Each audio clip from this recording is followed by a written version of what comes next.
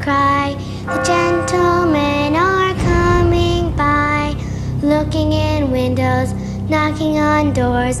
They need to take 7 and they might take yours. Can't call to mom, can't say a word. You're gonna die screaming, but you won't be heard. Hush, a special Buffy.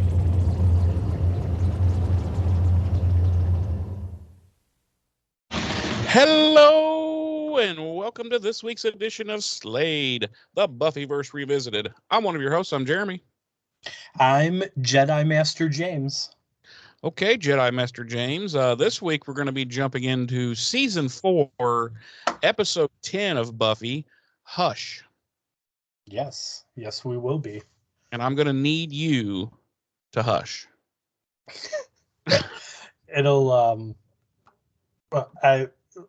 So since we started doing this, I was always like, man, it'll be interesting when we get to that episode, because it's like there's literally 20 minutes of actual dialogue in the entire thing.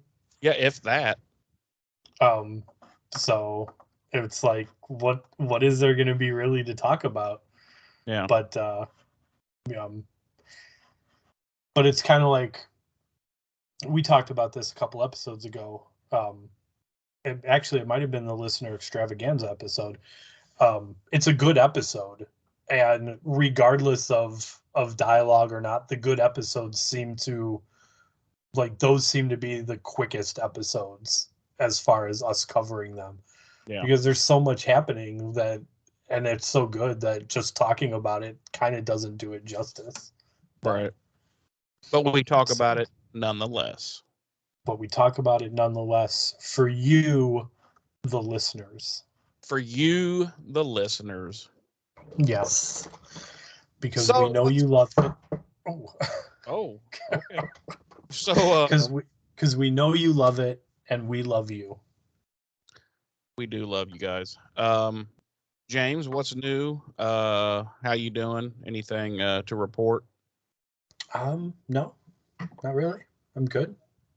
Okay, that was a waste of time. So how about you? Are you good? Anything same. new to report? No. No. See, there you go. Same boring, old man life and being an old man. No. There you go. I mean, you might notice that I'm broadcasting from a new location today. Wow, yeah, I do notice that now. You seem to be inside of a fallout shelter. I am. So in my home, in the living room, there is a completely useless waste of space alcove underneath the stairs that go upstairs. I have no idea what anybody would use it for. Is it like closed off, like walled off, and like a door? No. Nope. It's open. It's too big, or it's too small to fit a couch or anything like under it. Although I don't know why anybody would do that, because you'd only be able to sit on like one half of the couch. Otherwise, when you stand up, you would hit your head on the stairs above you. Sure. So I've had a small desk sitting under there for a while. It's just kind of where I do my bills and everything. And I decided to relocate the podcast equipment to that desk under the stairs now. So the boy under the stairs. Yes, I'm just like Harry Potter. The boy under the cupboard. Your wizard, hey. Your wizard, Harry. Alrighty then. When do we start Harry Potter Revisited? Oh, probably never. Probably never.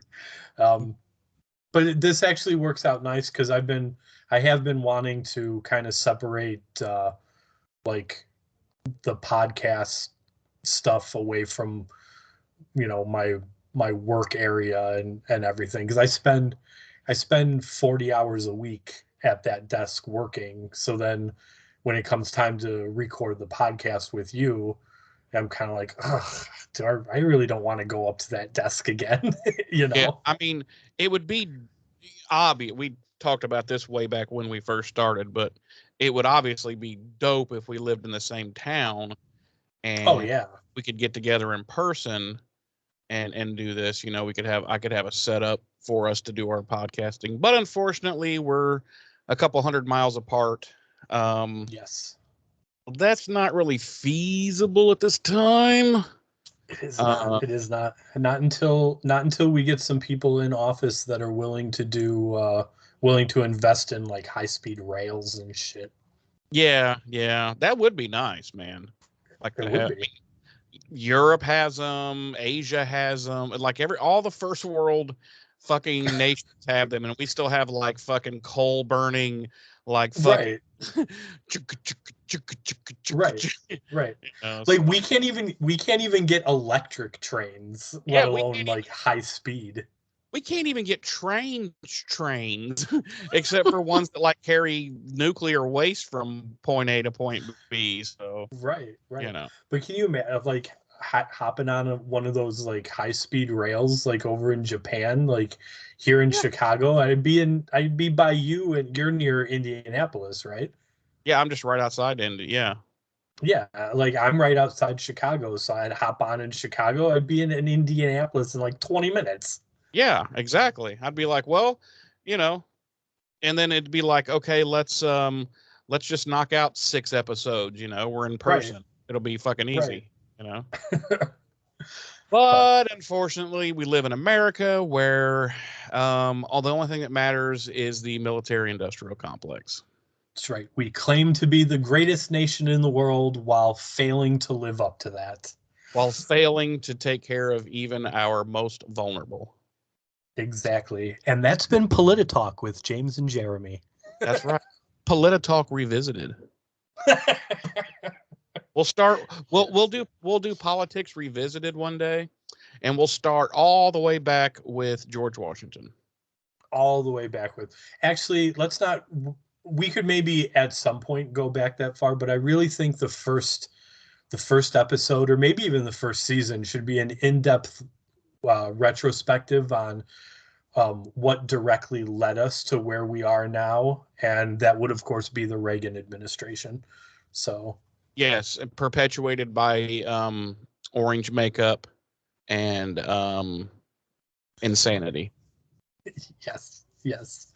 And as I said, all beginning back in the 80s with the Reagan administration. So Yes, trickle down economics, which is a fucking farce.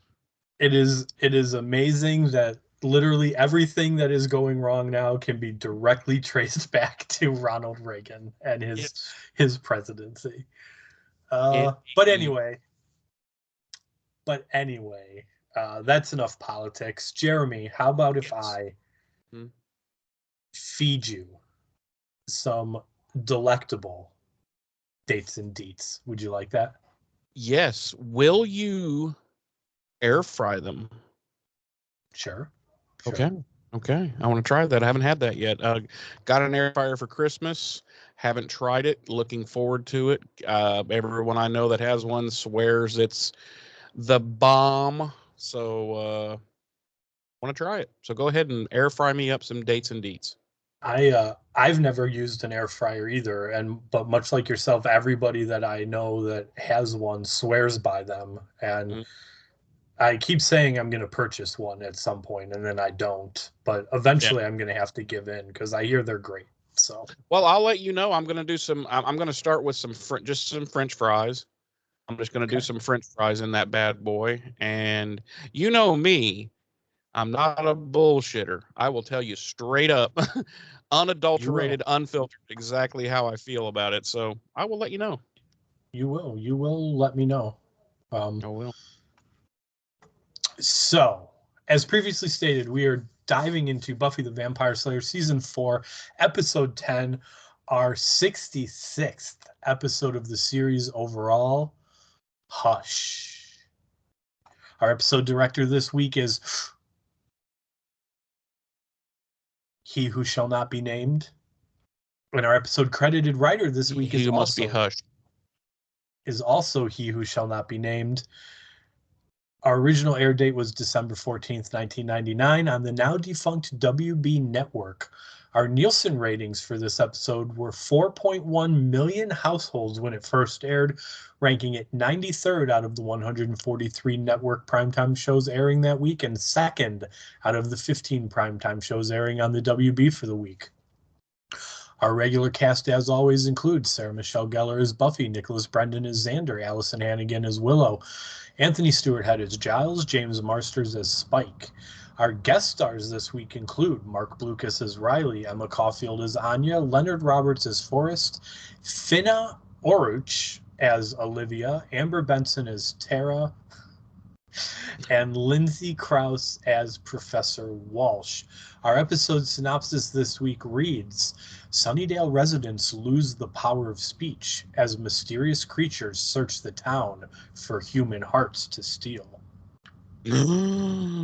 Mine reads, and yeah, yours was pretty decent this week. Yeah, it was. And some, as we discussed, sometimes yours are horrible. Yes. Mine reads, when everyone in Sunnydale loses their voice, the Scooby Gang must silently solve the mystery of the monsters who stole their ability to speak. That's good. That's a good one, too. It is a good one. We're on a roll this week, man. We are on a roll this week. A little bit of early behind-the-scenes action on this one. This was nominated for 2 Emmy Awards. Mm-hmm. One of them being outstanding writing in a drama series. And when I first read that, I was like, that had to have been kind of like a fuck you to Joss Whedon and like Buffy as a genre, because how do you nominate a show that literally only has like 20 minutes of dialogue for best writing? Well, I assume you have read about or at some point heard how this episode came to be and why it came to be. No, actually. Well, it's nothing super detailed, but what it boils down to is Joss kept reading critic reviews of the show, and they were talking about, well, this kind of lacks and this kind of lacks and this kind of lacks, but the thing that always makes it shine is the writing and the dialogue and the humor and whatnot. That's the saving grace of this show. So after reading that for a long time, he got a little miffed, which I probably would too, and said, okay, so they're saying the show, other than the writing and the humor and stuff, they're saying the show sucks. So I'm going to make a fucking episode where there's no fucking dialogue. And we'll see what the fuck they think then. And then what happens? It gets nominated for a fucking couple of Emmys. So, that's funny. So yeah, like I was kind of like, this had to have been just like a fuck you to Joss and like the show and the genre and stuff. Yeah, they had been on it for a long time. Right. But then I kind of thought about it and I was like, at the same time though, it makes sense, because what other show could pull off an episode where there's almost no dialogue and yet still be the epitome of what this show is all about? Yeah, like lose nothing in the translation. Exactly. And in fact, I would say that there are certain points where it's almost even better, Yeah. Like they're forced to mime and they're forced to, it's just, there's a reason why this episode is universally loved by the fan base and considered one of the probably top 5 episodes of all time. Oh, sure. And yeah, and like you said, it's, even though there's no dialogue, it's still everything that we as fans love about this show still shines through in this episode, including the witty writing. Yeah. Ironically enough. Mm-hmm. Yeah. It's phenomenal. But anyway, I've always said, say what you want about Joss, and I would say plenty. you can't take away his especially in the Buffy verse, you can't take away his ability to shine in the Buffy verse, you know. Oh yeah. 100%. 100%. So we open with in Professor Walsh's psych class, and she's talking about communication and asks Buffy to come and to the head of the class and lay down on her desk for a demonstration. At which point she makes Riley step forward, and he kind of cradles Buffy in his arms, and out of he nowhere, Buffy just fucking headbutts him right in the fucking nose. And just it's like, shatters his nose. yeah, it's like, wow, that's not where I thought this was going. No, not at all. And I forget what Buffy says to Riley, but Riley's response is, "Don't worry, when I kiss you, it'll make the sun go down." Well, she says, "Hello, Bupkis," and then he says that line. I don't think she says hello, Bupkis. No, he doesn't. He No. shouldn't say it. Okay. I don't believe so. Heard it. So he proceeds to kiss her, and the sun does in fact go down. As does he.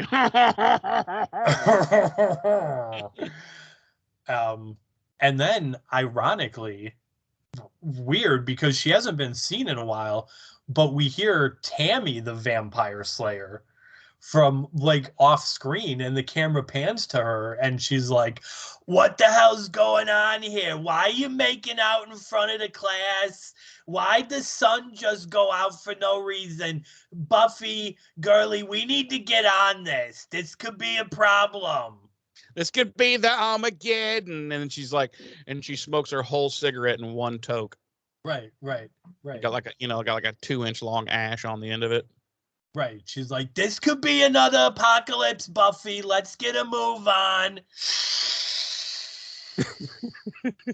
And then She just tosses it. And then she just tosses it on the ground.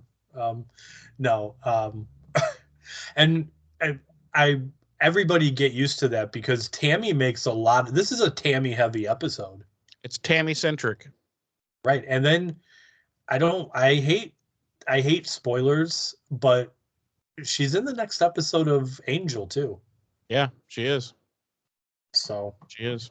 I mean, get listen, used to her, folks. A star is a star. You can't deny a star. Exactly. It's about time the series realized what they had on their hands with that character. Right. So anyway, the sun goes down. The merchandising alone from her chosen brand of cigarettes, insane. Oh yeah. The Marlboro Man could never. Oh no. I mean, no. You know. Yeah. So the sun has gone down, and of course Buffy's like, the fuck? So she climbs off the desk and starts to wander, and as she's wandering out into the hall, she hears a young girl singing in rhyme, and she walks out into the hall of Sunnydale University, and she sees a little girl, and she's holding a small box, and the girl is singing, "Can't even shout, can't even cry, the gentlemen are coming by, looking in windows, knocking on doors, they need to take 7 and they might take yours. Can't call to mom, can't say a word, you're gonna die screaming, but you won't be heard." Mm-hmm. At that point, we see Riley coming up behind Buffy, and he reaches for her shoulder, and when he touches her, she turns around, and instead of seeing Riley, we see they're called the gentlemen. These are the gentlemen of the nursery rhyme. But how would you describe them aesthetically, Jeremy? You know what they always reminded me of? The first time I ever saw a gentleman, it reminded me of that creepy old fucking man from Poltergeist. Okay. The Okay. one that's like, Cavalam, come on, Yeah, then, yeah. You know, that freaky like Georgian accent. You know, Yeah. they look skeletal and pale and bald and creepy with like big old fucking creepy smile with creepy teeth. So it's creepy. Creepy is how I would Right. describe Like it. like pointy teeth, pointy noses. Yeah. Um uh did you know what I forgot to mention? I didn't put it in my notes and I don't know why because I meant to. But uh there's four gentlemen and one of them is played by the late Camden Troy, Mm-hmm. who made several appearances on Buffy as a couple different demons. But one of the other main gentlemen was played by Doug Jones, Mm-hmm. who Mm-hmm. who has gone on to become quite Quite famous. quite unknown because he's always buried in makeup. He's I mean him and Andy Serkis, man. Yeah. Yeah. Um, but yeah, I mean, there's a chance you have seen Doug Jones in countless things and you would never even realize it because No. he's usually buried under makeup or he's doing mocap work. Yep. I'm Doug Jones, bitch. I'm Doug Jones, bitch. So yeah, she turns around and she sees one of these gentlemen, at which point she wakes up, uh, and we all realize that she has been sleeping in Professor Walsh's psych class. And Willow kind of teases her, telling her that the last 20 minutes of the class laid out everything that's going to be on the final. And um, Buffy kind of gives her a smile and is like, just tell me I didn't snore. And they're leaving, and Willow asks about the dream, and Buffy says it was pretty intense. At that point, Riley comes up behind them and says that that it's weird that her dream was intense because she looked so peaceful while she was sleeping. Um, at which point they kind of talk about their plans for the night, and they both end up making excuses regarding what their real plans are, and they go their separate ways, unhappy that their relationship isn't advancing as fast as they both would apparently like. And that is our cold open. It was a frosty, chilly cold open. It really Indeed, it was. was. Indeed. When we come back, we're at Giles' Krisnib, and he receives a phone call from Buffy, and she's trying. She kind of tells him about the dream and what she saw and everything, and he wants him to kind of research it, because they're both kind of thinking that maybe this is another one of her like prophetic visions or dreams or something. So they figure they better get up on top of this bad boy. And Yes. meanwhile, Spike is making himself quite comfortable there at Giles. Just flops down, on the couch and everything, and he's like, "Oh, we're out of Weetabix," which I don't have a fucking clue what that is, I was just gonna say this motherfucker ate all of Giles's Weetabix. and I don't even know. Is that like Triscuits or something? I think yeah, they're like British crackers. Yeah, So it's like eating wicker furniture.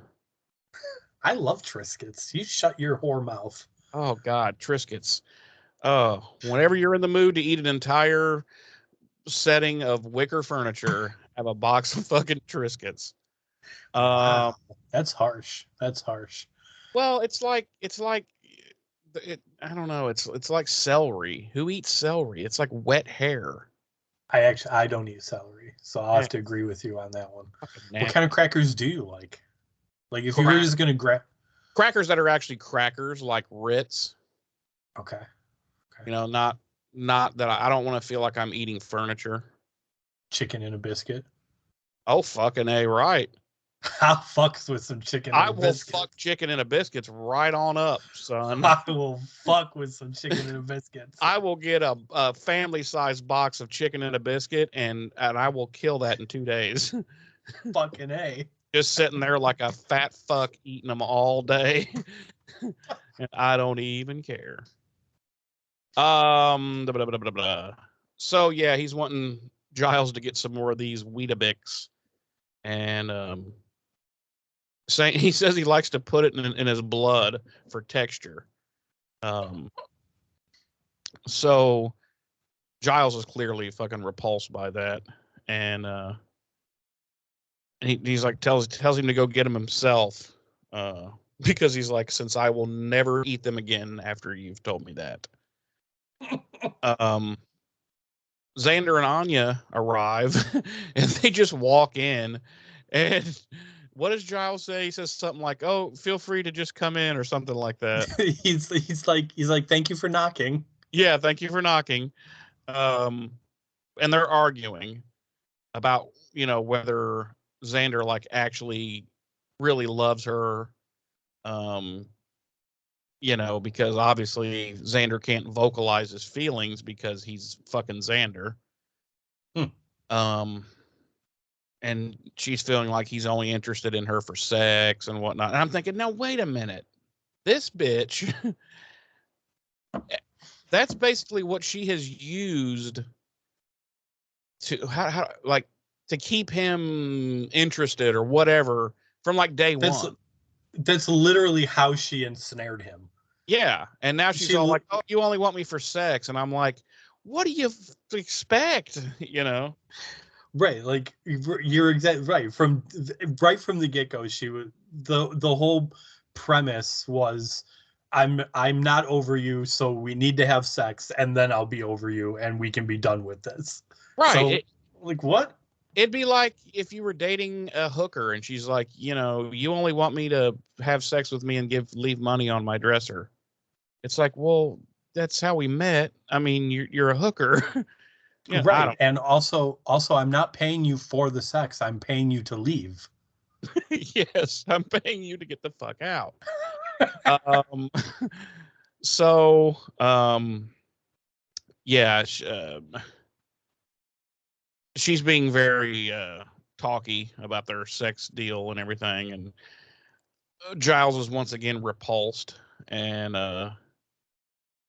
Spike seems to find this whole argument and everything quite amusing because he's Spike. So right, because Giles is all like, well, maybe you could have this discussion somewhere else, and Spike's like, nope, you can stay. Yep. Yeah. And Giles is like, or Xander's like, well, I think it was Willow. Willow said you wanted me to stop by. And Giles is like, yeah, I need you to keep Spike for a few days. And both Spike and Xander were like, what? No, what? No. Right. And why is that? Does he need Spike to go elsewhere? Because his little hot mama from England's coming in, and he can't go walking around the house in his French maid BDSM, outfit with Spike there. Right. So, right. It doesn't work. It doesn't work. It just takes away the magic. Right. Also, how's Giles supposed to nail this broad? It literally in every room of the house if Spike's just walking around. Well, don't forget, Giles isn't nailing her; she's nailing him. Right. Well, yeah, that's true. That's true. I should have said, how's Giles supposed to get pegged in every room of the house? Every room of the house, including the bathroom. Including the bathroom. Yeah. So in the shower. And probably the front porch. Surprise butt sex. So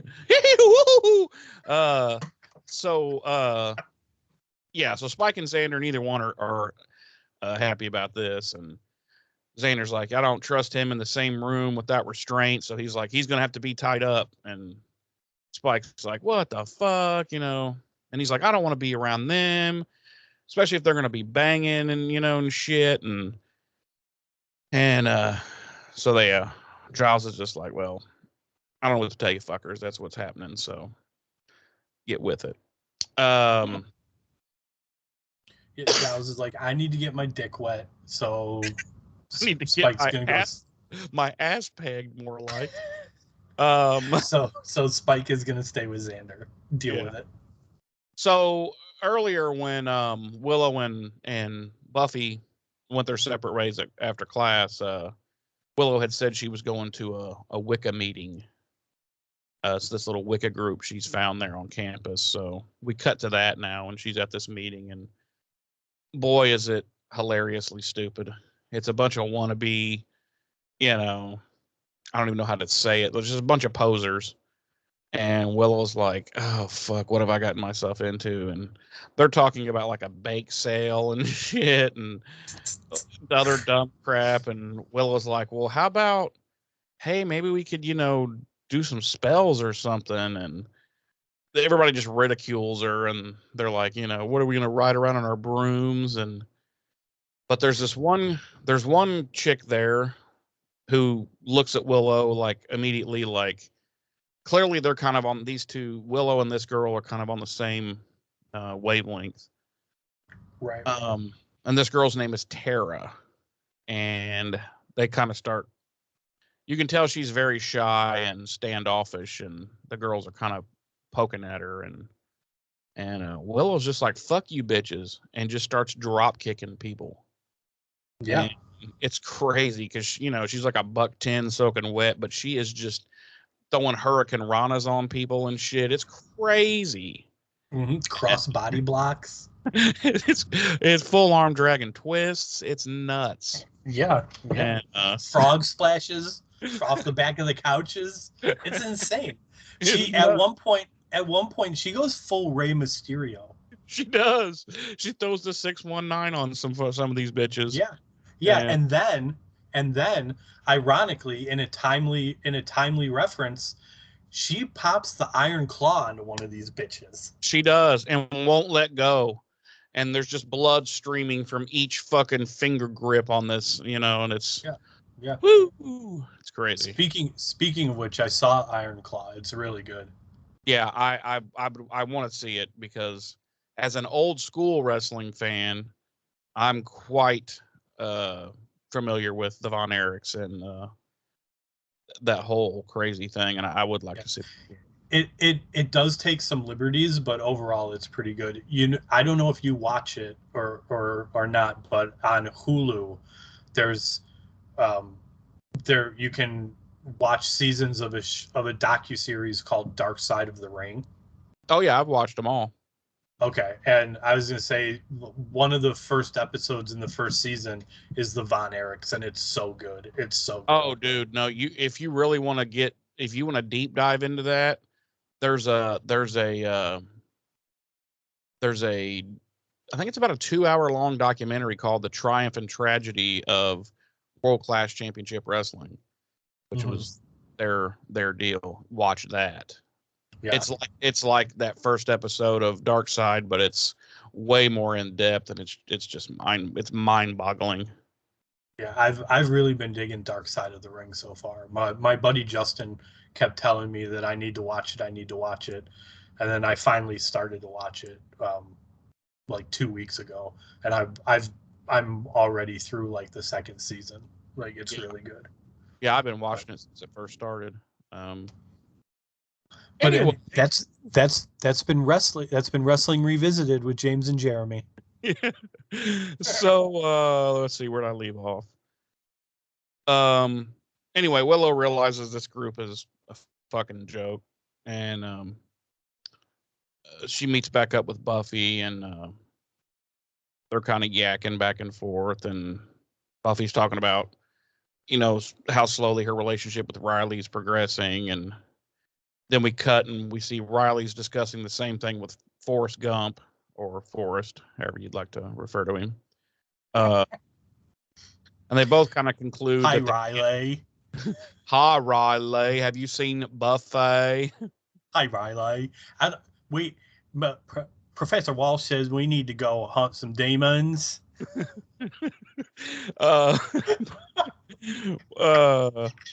They all kind of conclude that the reason they can't progress the relationships because their inability to reveal their secret, Buffy's secret and Riley's secret. So right. And Buffy's secret, of course, being that that she is a hardcore lesbian. I was going to go with something different because Riley's secret, of course, was going to be that he's a hardcore homosexual. Yeah, well, he's a raging he's actually like after school and stuff, he actually goes to this you ever seen the Birdcage? Yes. I was good. Go ahead. I was gonna go in a different direction, which I think you'll appreciate. I was gonna say he spends his after he gets done doing like the initiative thing, he spends his nights at the Blue Oyster Club. Woo! Or maybe he's kidnapped and made part of the Human Centipede project. That could be. That would be even better. So that night, we cut to Xander's that night, and he's in the process of tying Spike up to this like recliner, and before he goes to bed, and then they're arguing because Spike's like, I wouldn't fucking bite you anyway. You know, you're fucking nasty. And Xander's like, no, I'm delicious. You would bite me, and blah, blah, blah, blah, blah. And, so yeah, they're arguing back and forth, and we cut to Giles, and Olivia shows up, and she's already has on this like 14-inch fucking strap on. It already has it on, and yeah. she's like, look at it, bitch. You can see it like she knocks on the door and he lets her in, and she's wearing like a long coat, but you can clearly see like it's like her coat's like a fucking tent because she just got this 14-inch strap on. Yeah, you know, and she actually didn't even knock the door. It was just the dong slapping the door. Right, she was just like, she's like, dong, dong, dong, dong. Right, and, right. No, they do talk briefly, and then this is what happens when we record later in the evening. This is what happens. Yeah. That's why we can't do it. Yeah. And she does go straight to Pound Town though, because she's like, okay, is that enough small talk? And he's like, yep, sounds good to me. And she's like, all right, good. And she takes her coat off, starts lubing up the 14-incher. No, but like seriously, she does. Like they literally have like, hey, how you doing? How was your trip? And then she's like, okay, we're done talking. Yeah, but that's no joke. Like that's pretty much really what happens. She is there for one reason and one reason only. She's like, I was just on a 15-hour transatlantic flight. I'm ready to go to Pound Town. And he's like, well, I'm not, I don't really feel it. I'm too in my feelings right now. Right. And so she leaves him. She does. That's it. No. He's like, did I ever tell you about the girlfriend that was brutally murdered just upstairs? Yeah, that bed up there that I fuck you on. So I had this girlfriend that this vampire like twisted her head pretty much off her body and then left the body up there in that bed. And by the way, now that I recall, I don't think I've ever even changed the sheets. But let's go fuck. He's like, I cleaned up the rose petals and the candles that he theatrically displayed, right, in order for me to find her body, but I never changed the sheets.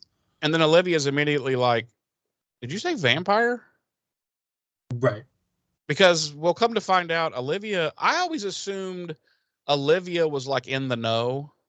Maybe it's maybe part of the Watchers Council, something like that. It's funny you said that because when she was first introduced earlier in this season, I didn't remember. Like I remembered that we would see her again in this season, but much like yourself, for some reason, my memory had filled it in that she was like a watcher or part of the council, or she was in the know. But you're right. We find out in this episode that she isn't. Like this is her first experience with that kind of thing. Yeah, she's absolutely not part of it, and but we'll find that out later. But so we cut to the Sunnydale clock tower, and Doc Brown is there, and he's rigging something up. Right. Not He just keeps talking about fucking gigawatts, and everyone's like, "What?" And he keeps saying something about 1985, and we're like, bro, it's Right. 1999. What? Right. We're trying to party like it's 1999. Why are we talking Right. 1985? And then he keeps talking about 1955. Yeah. And then he talks about 2015, which we're like, dude, that's like 16 years away. What the fuck is wrong with you? Yeah, and he's got this huge fucking camcorder on his shoulder, and it's just so weird. Right. But And then let's not even get into how he like suddenly veers off course and starts talking about 1885. Like, yeah, what? yeah. I mean, it's really weird. It's really weird. It's crazy. It's crazy. But also there at the clock tower is we see one of the gentlemen, and he opens up a little box. It's just like a little plain, it looks like a little plain wooden box. And then we kind of cut around to various people all throughout Sunnydale, including Buffy, Willow, Xander, Spike, etc. And we see this essence kind of come out of their mouths and shoot away, presumably to go to this box that's in the clock tower. And it's actually not their voices. It's actually, never mind. I won't even go there. I won't even go there. I will though. No, I'm kidding. What it actually is. So we cut back to the dorms the next morning, and Buffy gets up out of bed and she goes into the bath, grabs her like what do you call that? Like a it's like a traveling it's like I don't even know what you call it. It's a DOP kit. It's a DOP kit. Okay, so she grabs that and heads off into the bathroom there. I don't know what it would be called for a girl. For a guy, it's called a DOP kit, and it's basically just like a travel like bathroom essentials thing. Yeah. So she goes in there and she's brushing her teeth and yada yada yada. And she comes back and you can't just yada yada yada this, Jerry. Whoa, okay, fucking calm down, George. We just had Festivus. We don't need to have it again. So she comes back into the room, Buffy does, and just as she's coming in, Willow's waking up and everything, and Willow's stretching, and she raises up, and Buffy goes to say, "Hi, Willow," and nothing comes out. And Willow looks at her and goes, "Are you stupid? Don't you know how to fucking talk?" And Willow goes to say something. They're both trying to talk, and then they both start panicking because neither one of them can speak. And yeah, so then we cut around throughout the dorm, throughout Sunnydale. This is happening everywhere. People are waking up or already up, and they're not being able to talk. Xander wakes up, realizes he can't speak, and starts blaming Spike. He's like looking at Spike and pointing at him. He's like, "You did this." You can read his lips. He's like, "You did this." And Spike's like, "The fuck? I can't fucking talk either, jackass." Right. So what is Xander's brilliant first move? Grab the phone and call Buffy. That's his fantastic first idea. So of course, I don't remember if it was Willow or Buffy that actually picked up, but they did pick up. And then so you just have two people on each line of just breathing, and and it's like, and then finally Xander realizes, oh, I'm fucking stupid, so he hangs up. Which back in 1999, you would have to pay good money for. I'm sorry, for what? Just listening to someone else breathe on the other end of the line. Oh, okay. Like $2.99 a minute. $2.99 a minute and 99 cents each additional minute. Yeah. So, Then we cut to Riley and Forrest as they're realizing. For anyone not old enough, there used to be these things called 800 numbers. No, those were 900 numbers. They were 900 numbers. They were 900 numbers, and you would call them, and people would talk about doing sex with you. Yes, they would. You would call one of these numbers, and when they'd answer, they would say, "Would you like to make some fuck?" And you'd be like, yes. And they'd be like, let's make fuck then, fat boy. And then they just start saying nasty things to you. and there you go. that was just the lines you were calling, dude. Jeremy's exclusively calling German dominatrix lines. Cruel German amputees. And they'd be like, would you like to make some fuck? And I was like, oh, and then they'd say, I nail your balls to step stool. And I make fuck with you now, fat boy.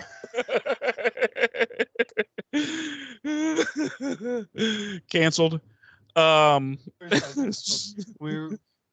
We apologize to any Germans that listen, and we apologize to any fat people that listen, and we apologize to any perverts that used to like to call 1-900 numbers that listen. I also apologize for that accent because I'm sure it was not German, but it's like it was. Accent I have. Yeah, it was. I think it's more like Russian, but whatever. Right. We apologize for that too. Yeah, we apologize for being untalented. So we apologize for us. I apologize for being born. It's a blight on humanity, honestly. Riley and Forrest have realized what's going on too, so they make their way to. By the way, really quickly, is everybody okay? Whatever dorm hall that Riley and Forrest are in, are these all initiative people? That again, kind of like the Olivia thing. I don't know if we ever find out down the line. Okay. But as of right now, my head has filled it in the canon that yes, that entire hall, dorm, whatever is initiative people. Okay, because otherwise I was like, because they just they go into like the common area downstairs where everybody's kind of gathered, kind of freaking out.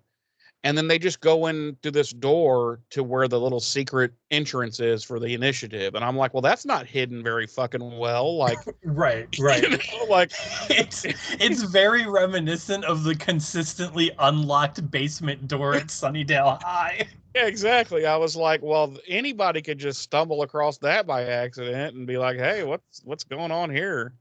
Right.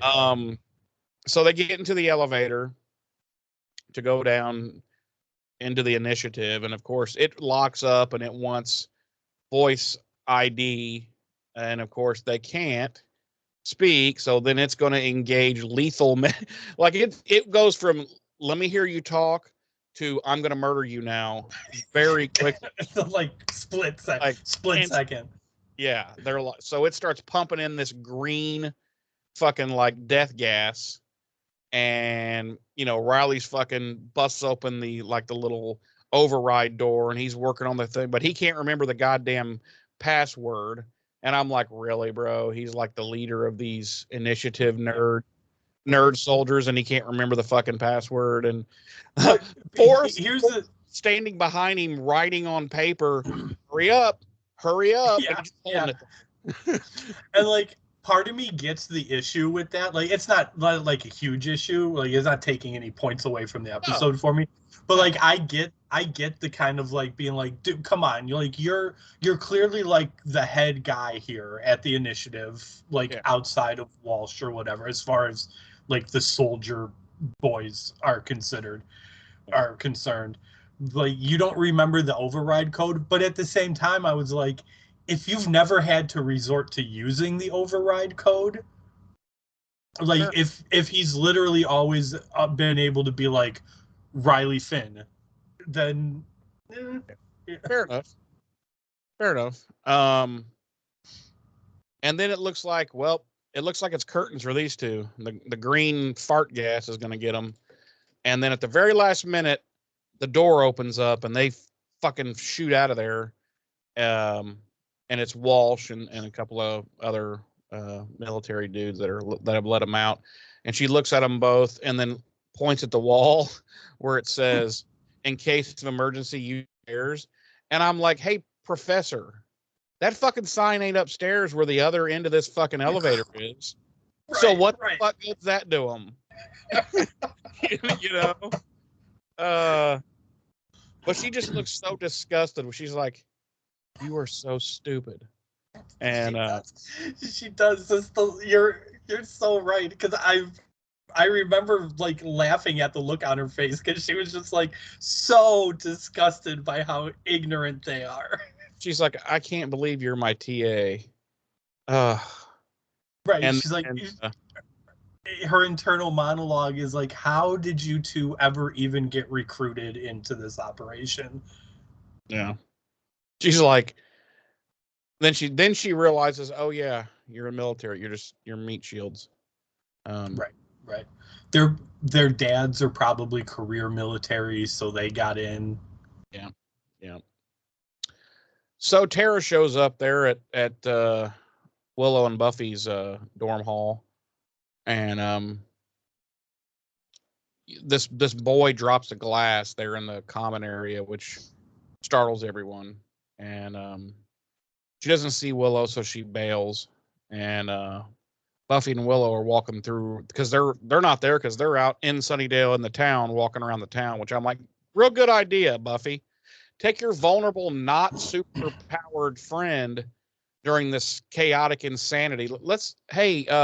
Frail Willow, let's go out into the town and walk around and see if maybe we can get you killed. Right. You know what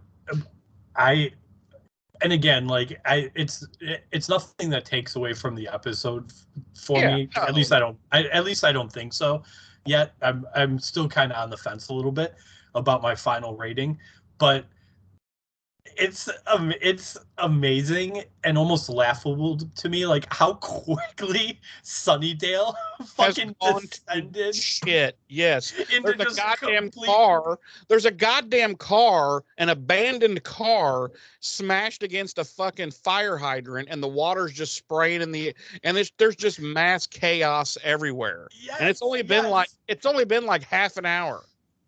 And then later, or is it this scene or a scene later, there's like literal like garbage can fires happening. I'm like, what is going on here? This entire town literally like descended into like Thunderdome in a matter of 12 hours just because no one could talk. What the fuck?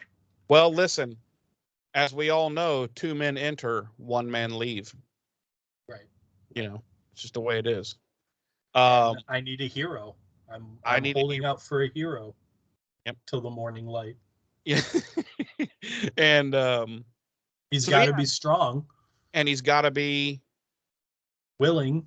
And he's got to be ready to fight. And he's got to be ready to fuck or fight. No, fight. Okay. Excuse me. But yeah, the town is basically fucking like a dumpster fire. And everything is closed except the liquor store. Yes. And there are a lot of women in and out of the liquor store. There's one of the funniest things I saw, I don't know if you caught this because it was very brief, but there was like one of those doomsday preacher dudes standing on, a little box, and I'm like, what are you can't talk. How are you? Right. And he's just like standing there looking at them like judgingly, and they're all just cowering in front of him. And I'm like, So he's just yelling at with his eyes, like, "Get there," and I found that funny personally. I think it would have been funnier if we had just seen him like holding up poster boards above his head, and like switching to each and one, then, right, he would just pull the one in front down and throw it on the ground, and it would be more scripture. Yeah, and it would be all in caps because, of course, yelling, right, and right. Caps lock is cruise control for awesome. Yeah. So, Yeah. so then they look over and they see the one smart guy in fucking town. He has gone somewhere and purchased a shitload of dry erase boards and dry erase markers, and with little strings on them. And he's like, and it says $10 a piece. And the next thing you know, Buffy and Willow arrive at Giles wearing dry erase boards. So boom, he just made, there's $20 right there. $20 right there. $20 make you holla. Right. And you know what's funny is not to do give away spoilers or anything, but this isn't a big deal. But I expected those dry erase boards to be more prominent as the episode goes along, but they're really not. They're basically this one scene, and then we really don't see them anymore after this. Yeah. Anyway, they get there to Giles, and everybody's there, and the television's on. And when this first started, I was like, wait a minute, the fucking TV anchors weren't affected by this, but this is like not national news, but it's like the state capital, right, or whatever, because right. Only Sunnydale has been affected by this. Right. And like, I don't know how it works there in Indiana, but like, I live in Chicago, but I really live in a suburb outside of Chicago. So like, Same. my local news isn't like Bartlett, Illinois news. My local news is Chicago news. So if everyone in Bartlett got went voiceless, then like, I would still get Chicago news. Exactly. That's what I was getting to. But yeah, same thing for me. I live in a suburb right outside of Indy, so all of our stuff comes from Indy.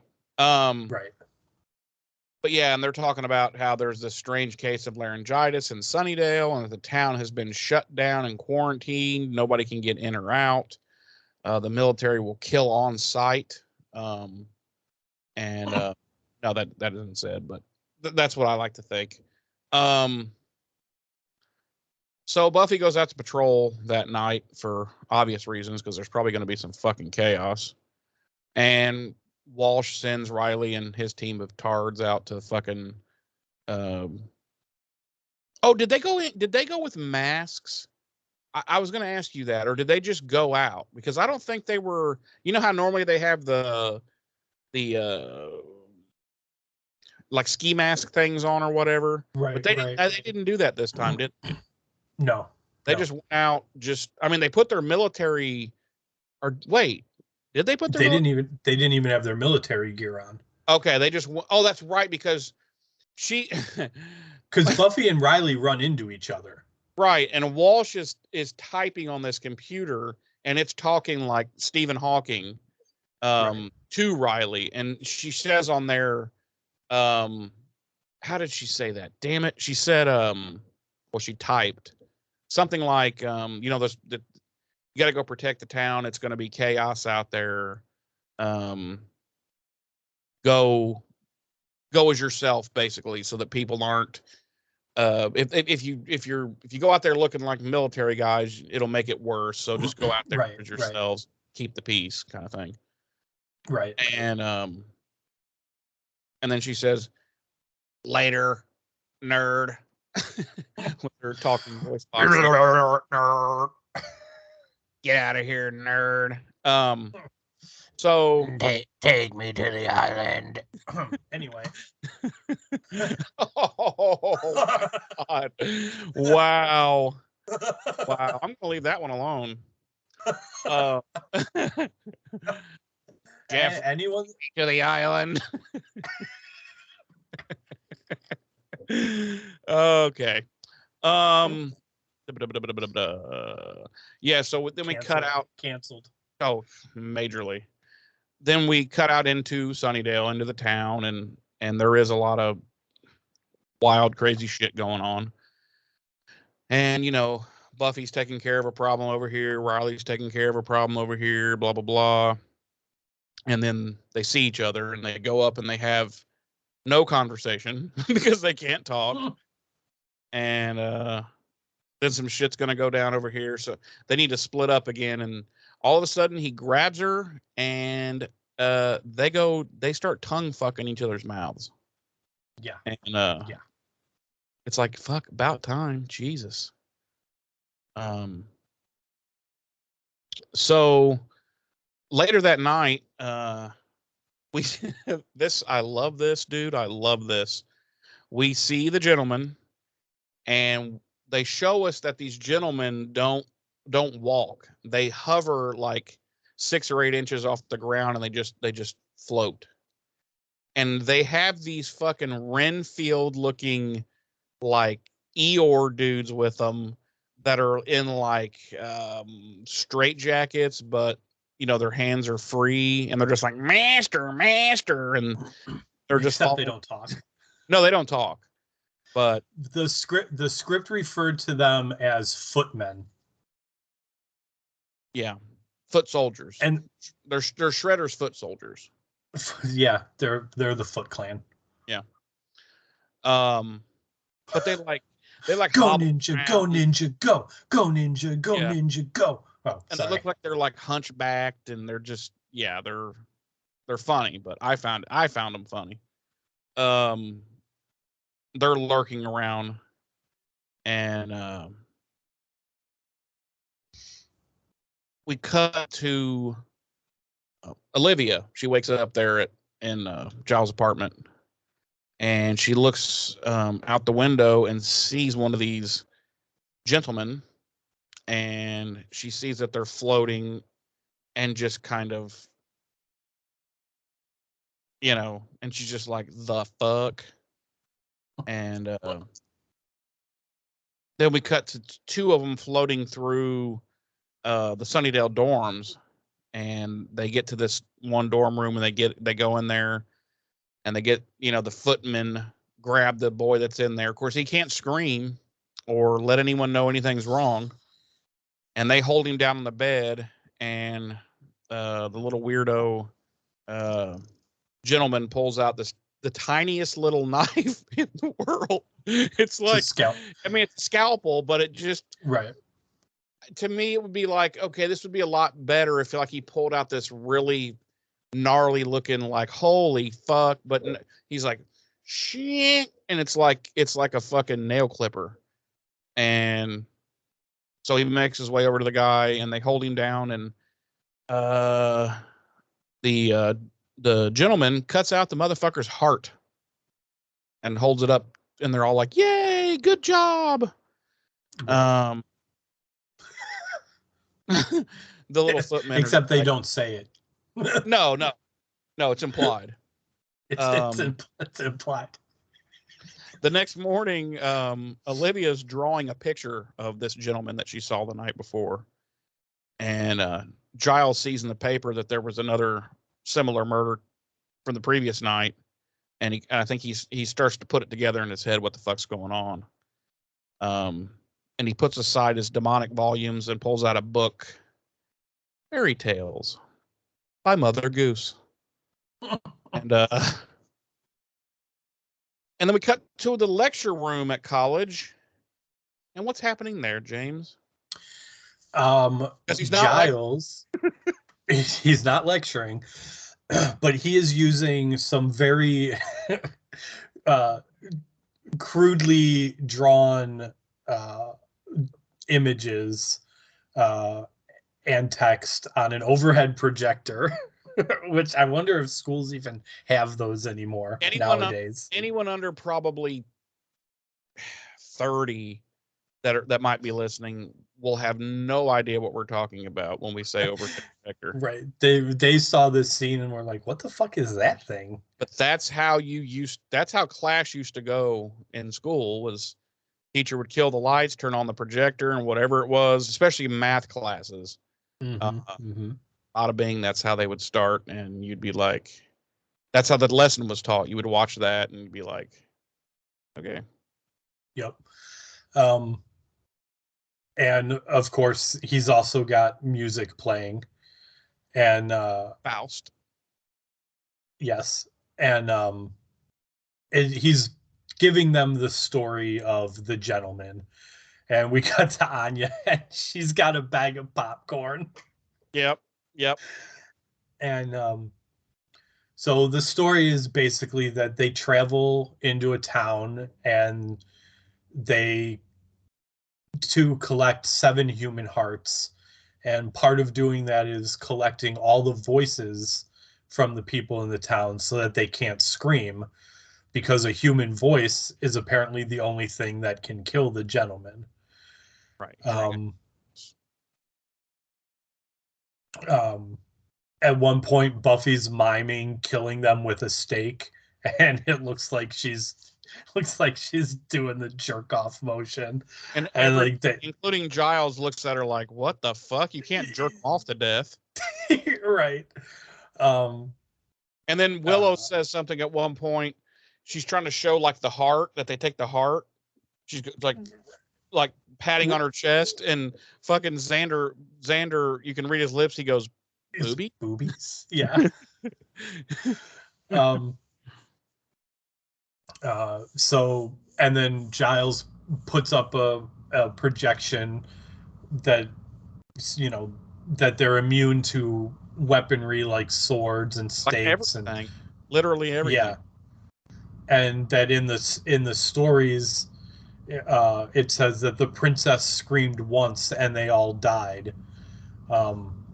At which point Willow pulls out a CD, and Giles puts up another projection that says only the sound of a real human voice, not a recorded one, can kill them. And he tells them that they've collected at least 2 of the 7 hearts that they need. Buffy wants to know how she gets her voice back, and Giles says he doesn't know, puts up a projection that he doesn't know. So he still has to do research. And then he puts up a projection that's supposed to be saying that Buffy will go out on patrol. And Buffy sees it, and she gets offended by how wide he made her hips in the drawing. Yeah. And then did you notice after that, he put up one final drawing, whatever, and it was just hardcore pornography? Yeah. It was really weird. Like everybody had left. It was just him in there. But he puts up this image of just these nasty, porno drawings, and he just giggles to himself. Yeah. And what's really weird about it is that, like, all the drawings up to that point were just, like, really bad. Yeah. Really bad, quickly done drawings. But then he throws up this porno that he drew, and it's, like, highly detailed, damn near photorealistic. Mm-hmm. And the weirdest part is, it was drawings of him fucking Jenny. And with Olivia behind pegging him. Yeah. It was so creepy. It was weird. And I don't know if you caught it, but in a couple of the drawings towards the end, you could see kind of like in the back corner of the room he had drawn them in, Tammy, the vampire slayer, standing there watching with her cigarette in her mouth. With her cigarette, yeah. Oh, yeah. And he knew she was there. He knew, yeah. Just didn't care. Well, obviously he knew. He obviously knew. He drew her into the drawings. Yeah, and he's like, "Yeah, you stand there and you watch." That's right. Yeah, he wanted her to watch. Yeah, it's weird. It's weird. Giles can be a strange guy. Yeah. So Buffy says she'll patrol, and then we cut to Riley and the rest of the initiative suiting up to prepare to do the same. Yeah, now they And then, are gearing up. right. And then we cut to Tara from Willow's Wicca group, she's going to see Willow, and she is attacked or chased by the gentleman. And she finally makes it to Willow's dorm, and her and Willow make a run for it. And then we cut to Riley being attacked by several of the footmen in the clock tower, because while out on patrol, he had noticed shadows moving across the face of the clock. So he went to investigate.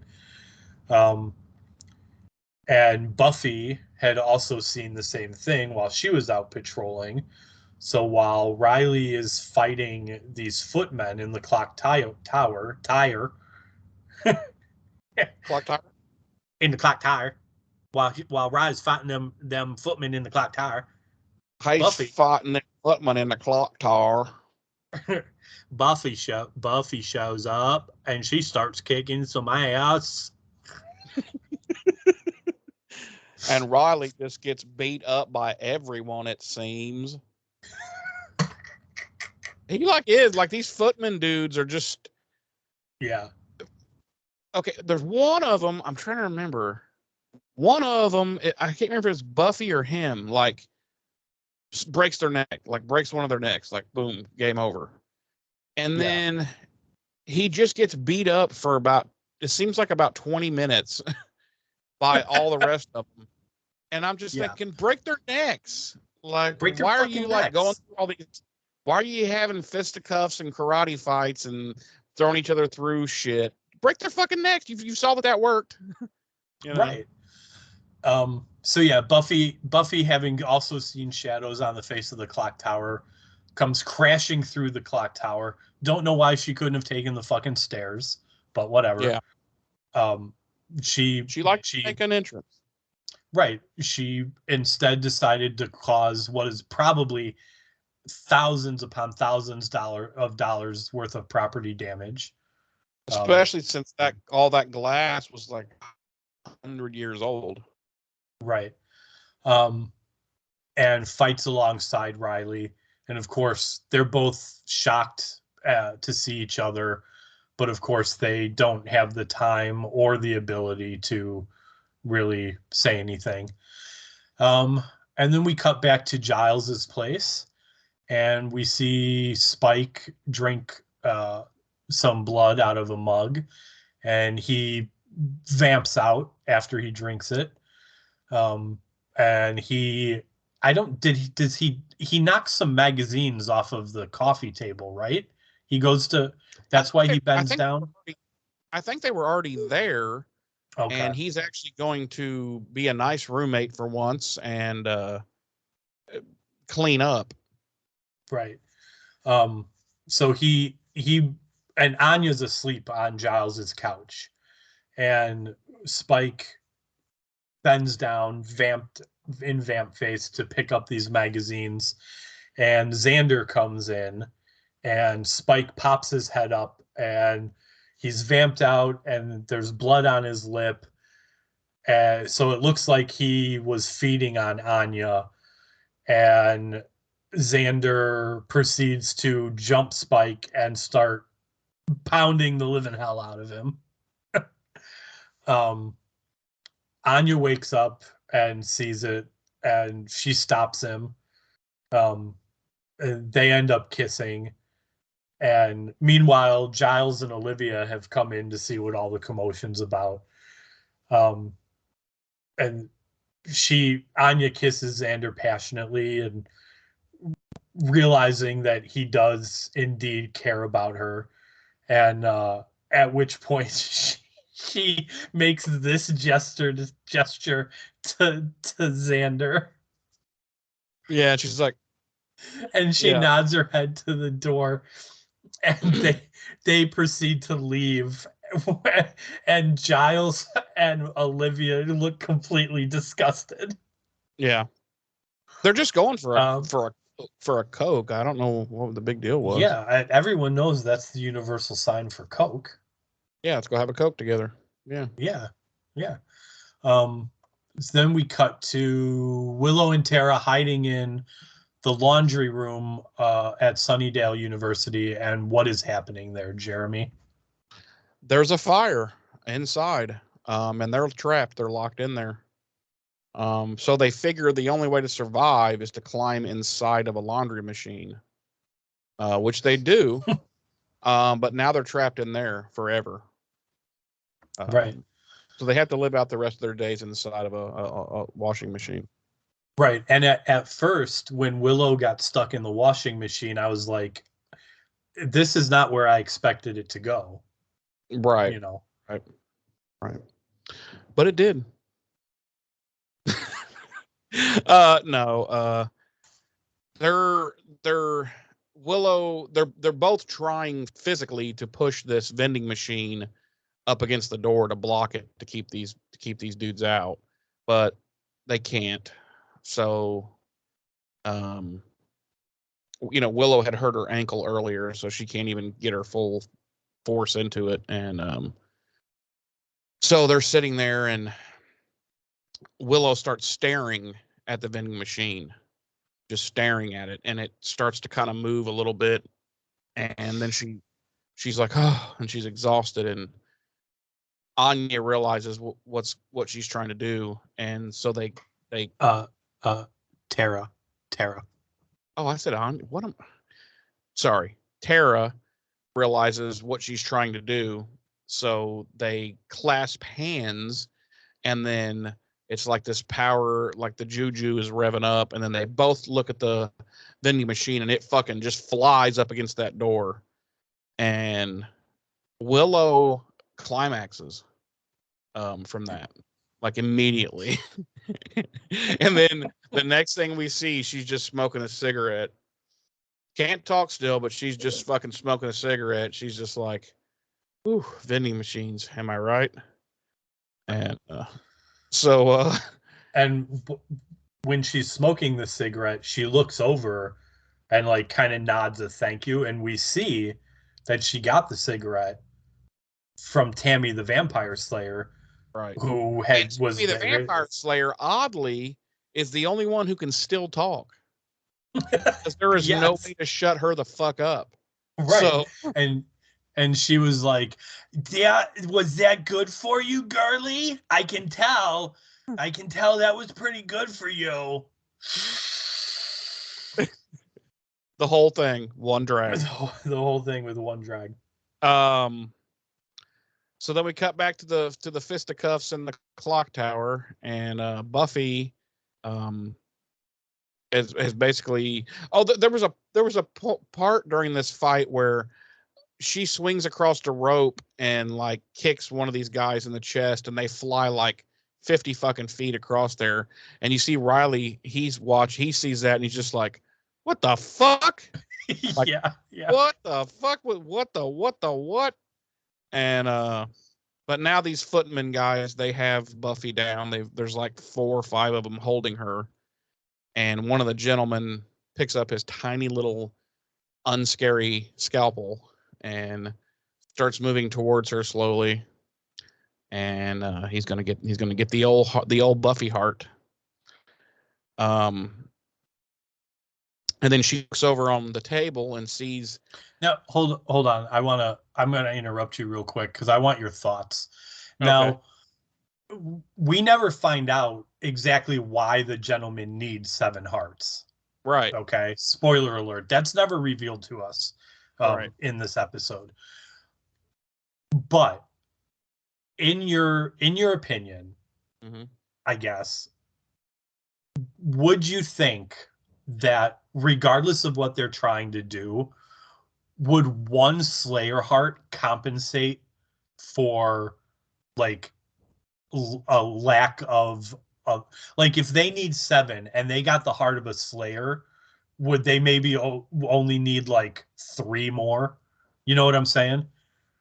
Yeah, I know what you're saying. I don't think so in my mind, because I think this is like ancient, dark, whatever, magic, whatever. And I think it's just what it says is what it says is what it's got to be, you know, Okay. Okay. in my mind, Yeah. in my And I opinion. and I know it's odd to speculate on, considering we don't even know what they need the seven hearts for, but it was something I was kind of curious about, like watching this. Like, if they need seven hearts to do whatever it is, then if they get a Slayer heart, does that mean they can get away with only having like three other hearts, like four hearts total? But Yeah. Yeah.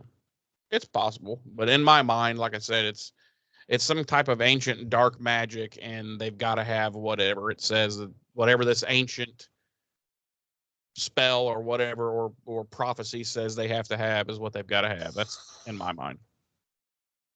makes Uh, sense. so while he's about to cut her open, she looks over at the table and sees that little box, and she can see like swirly stuff going around it, and she kind of puts it all together, and she's like, that must be where all the voices are. And so she gets Riley's attention, and she's like, fucking, like fucking destroy that fucking thing. He finally gets it, and he's like, yeah, and he runs over and he takes his thing, wham, nothing happens because he broke something else. And Yeah, she's like, he broke a random vial that was sitting there. yeah, and she's like, no, stupid, the fucking box with the lid that opens. And he's like, oh, my bad. So then he breaks that, and you see all these essences come flying out of it, going every direction, going back to the people's that they belong to, voices. And one of them goes obviously into Buffy, and she's got her voice back, and she just screams. She just lets out this long fucking scream, and all the gentlemen are just like frozen, like, and then all of a sudden, boom, their fucking heads blow up like goddamn pimples. And all this fucking yellow greenish slime and they all just fall over, fucking dead. Game over. The next day, Willow and Tara are talking, and she's like, Tara says, I was looking for you because I wanted to try a spell to try to restore the voices. And because they both know that this Wicca group is fucking horseshit, and they're the only two that really have anything. And Tara tells Willow that she's very powerful. She just doesn't know it yet. And we cut to Giles. He and Olivia are chilling on the couch and, talking about how many scary things that there really are out there. And, he's like, is it too scary? And she's like, I don't know. And he's like, well, I'm not going to be seeing her anymore. And yeah, like even though she says I don't know, she's still like it's like, very too much. Yeah, it's very reluctant. Like it's like, okay, we're not going to be seeing Olivia anymore. Yeah, and it's like, why? It's not like because, well, if I don't see this guy anymore, all this stuff ceases to be real. You know what I mean? It's like it's already there. There's not, but whatever. But I mean, in her mind, she might also figure if she doesn't involve herself with Giles, then the likelihood of her running into it again is higher or less likely too. Really, she just has to stay away from Sunnydale, and she won't have too much of a problem. yeah, right. Make Giles come to England to lay down that pipe. Right? I mean, come on, fuck.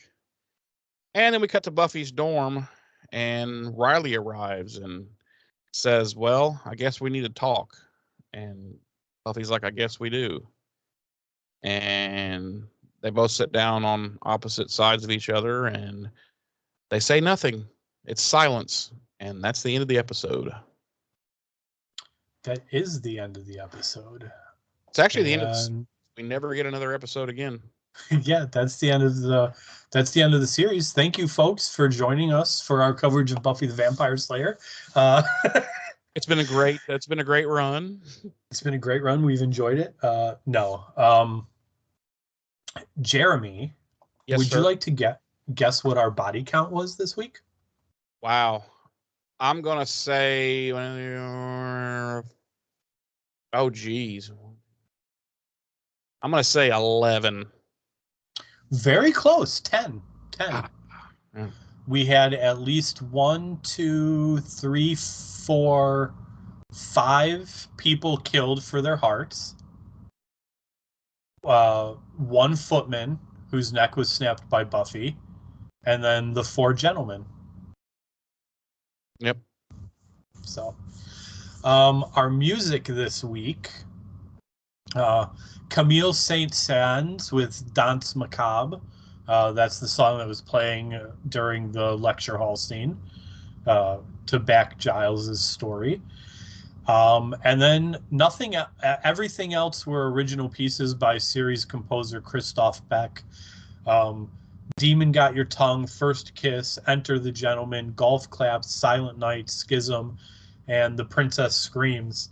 And I'm a little disappointed that they never put out a soundtrack CD for this episode in particular, because there was a lot of good original music in it, in my opinion. You could write a stern letter. I could. Jeremy. Yes, sir. Can you tell me, on a scale of 1 to 5, Okay. how many silent screams do you give this episode? I'm gonna go. I was trying to decide while we were doing the revisit what I was going to settle on. I've decided to stick with my gut. I'm going to go 5. I'm going to give it a 5. Okay. Because there was nothing egregiously off, and it was just a phenomenal. I mean, like we talked about at the beginning, this is universally looked at as one of the top 5 Buffy episodes of all time. So, and it is. It's that damn good, and to be able to pull off something this good with such little dialogue. I mean, how many shows could do that? Right. And yeah, there's little things here and there, but we pick at stuff like that all the time because that's kind of what makes the show what it is. But it's nothing that would take any points away. Hell, probably my biggest complaint is just the gentleman using the tiny little fucking scalpel, instead of like something scary and demonic looking, like, oh fuck, and. But I also feel like using the scalpel fits with what the characters were supposed to be. Like, even though they're these demonic monsters, they're also very prim and very proper and very meticulous. So I feel like the usage of the scalpel very much fits in with that aesthetic. Are you saying that they're overtly homosexual? That is not what I'm saying. No, yeah. I don't know, that it just drove the little scalpel thing just bugged me, but because first of all, you're not getting to somebody's heart with a fucking little scalpel. That's like how you lance a fucking boil or something. That's what you use for that. You're not sawing through somebody's fucking breastbone to get to their heart with that. But anyway, yeah, solid episode, one of the best of all time. And I mean, if you've watched it, which I'm sure everybody who's listening has or is getting ready to, you'll see it's just great. I don't really know what to say other than that. It speaks for no pun intended, but it speaks for itself. It's a great episode. It's definitely goes on the must-watch list. Someday we'll have to go back through here, all these episodes, and find out which episodes we decided were must see episodes, so we can make some type of graph or a chart or whatever. But yeah, this definitely goes on the must see list.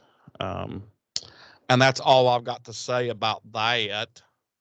Jeremy. Jenny. James. Sir. On a scale of 1 to 5, How many tiny little unthreatening scalpels do you give this episode?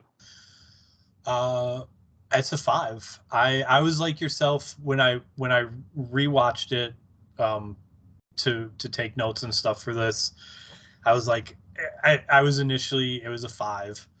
And then kind of as we started to talk about it, I was like, you know what? I don't know.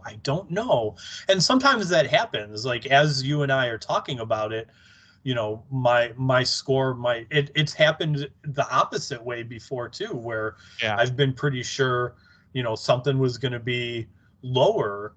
And then as we were talking about it, I was like, no, you know what? I need to bump it up a little bit. Like,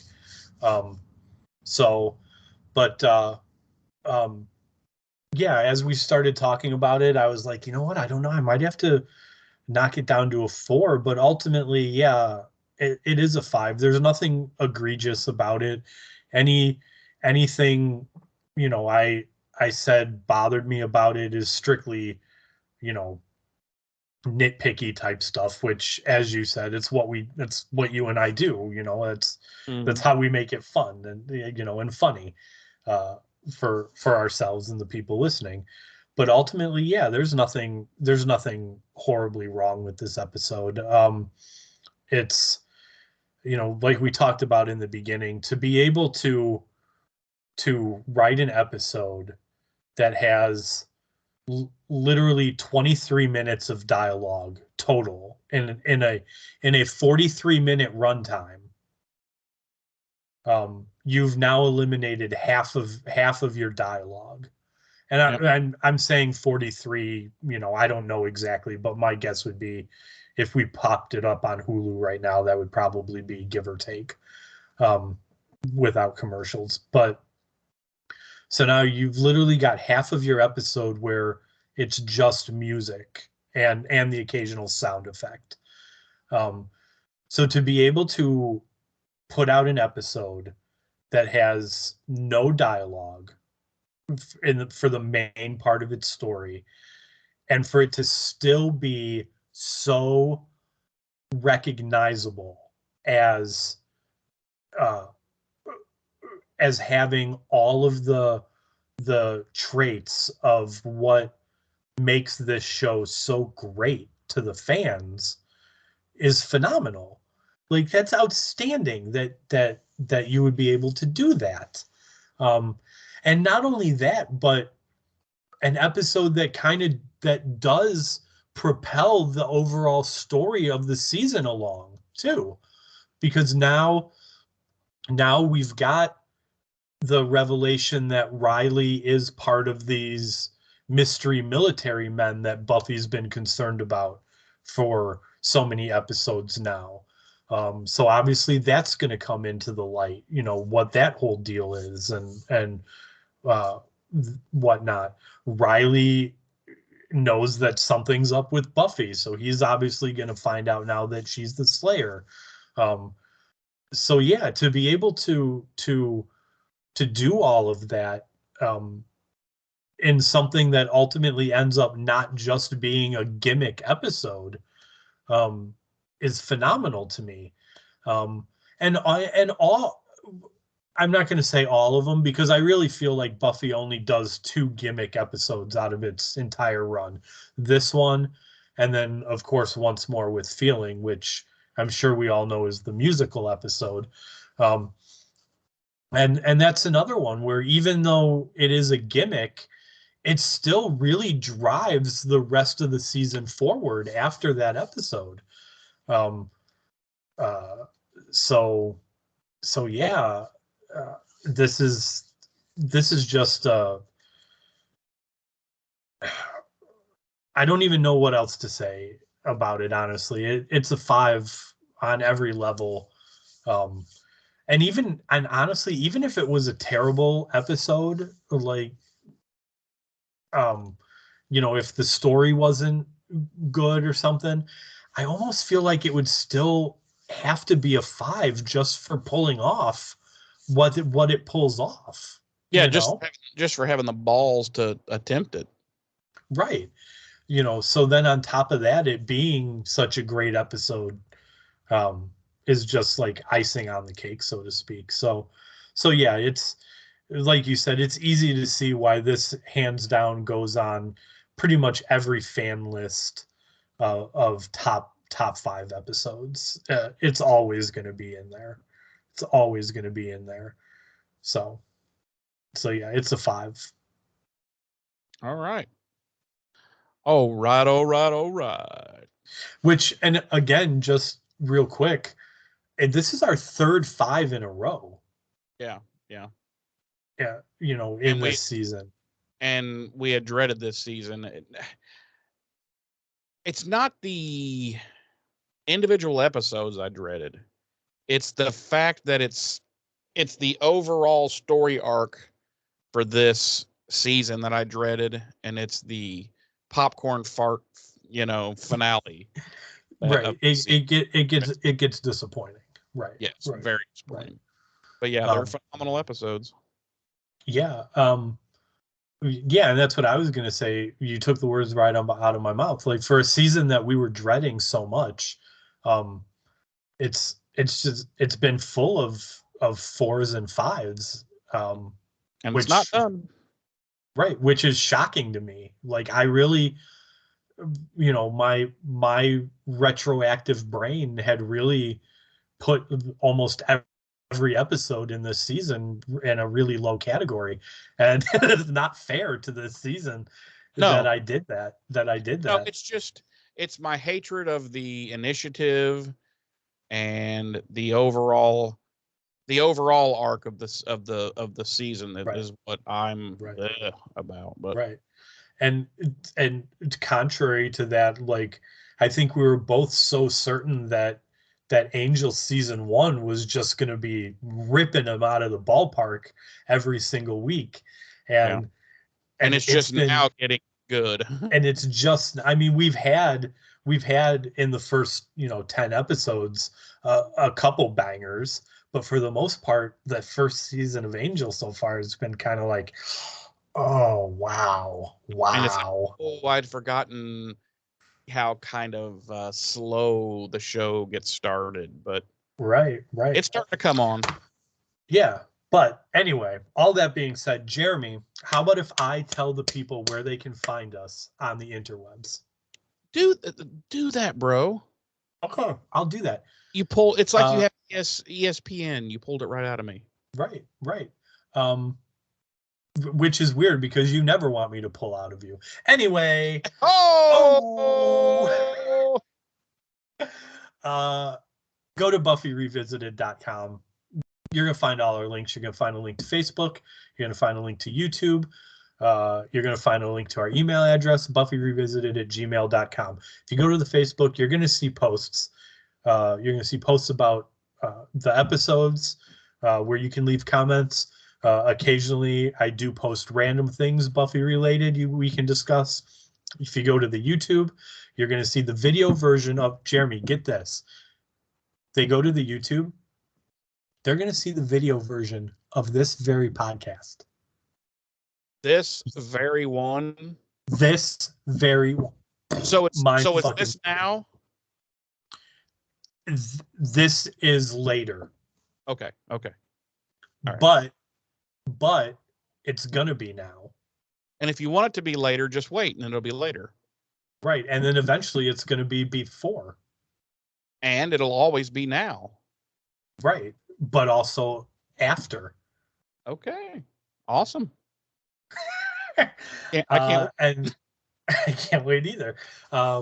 But you can also leave comments there on the YouTube videos. And of course, you can email us again, BuffyRevisited@gmail.com. Leave us your thoughts and opinions about the shows, about the podcast, about me, about Jeremy, about anything, about the massive amount of chest hair I'm showing right now. Listen, it's sexy as fuck. I don't care what anyone says. Okay. Right. Yeah, and that's all I have. All right. Guess what, James? What? Next week, yeah, we're going to be diving into season 1, episode 10 of Angel, Parting Gifts. Really? What? I know. What? I know. Give me a little spoiler alert. One word. Give me one word that'll give me an idea of what your final score of that episode is going to be. Wesley. I don't know how to take that. I don't know how to take that. All right. With all being said, again, next week will be season 1, episode 10 of Angel, Parting Gifts. And we want to thank you for joining us this week, as always. And we look forward to seeing you next week. I've been one of your hosts. I'm Jeremy. I'm your host, James. Ta-ta.